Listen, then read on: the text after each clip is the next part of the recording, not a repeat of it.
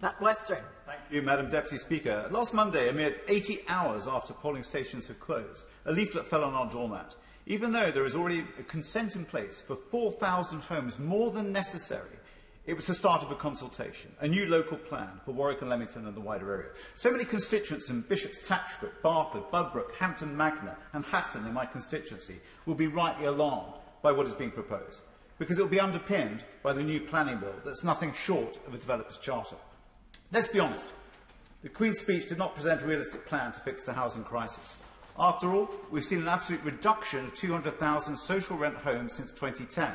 Where were the proposals to build more council housing?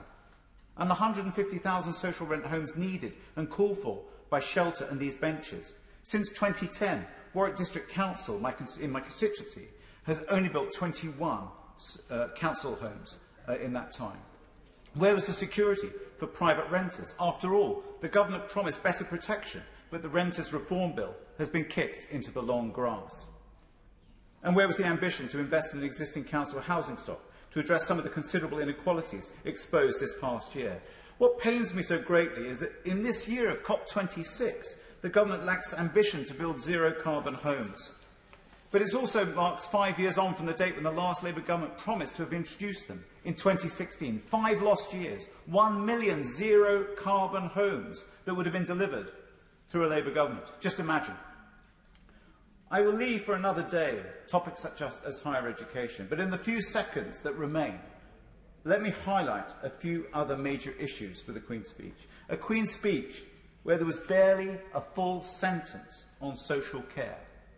Perhaps the greatest challenge of our times. That and climate change, which received little more. Which brings me to the need for a network of 2 million electric vehicle charging points, highlighted by the Infrastructure Commission and Sir John Arnott. You know, today we just have 23,000 public EV charging points. A Queen's speech that has failed to recognise that commuting has changed forever. Instead, it favours iron rails over fibre optic cables, and promises free ports, the Emperor's new clothes. It promises or claims a jobs miracle when it's a jobs mirage. Low-paid, insecure work, zero-hour contracts, a gig economy. And finally, there's voter ID and the suppression of public protests. Madam Deputy Speaker, no wonder Her Majesty looks so ill at ease in delivering her gracious speech.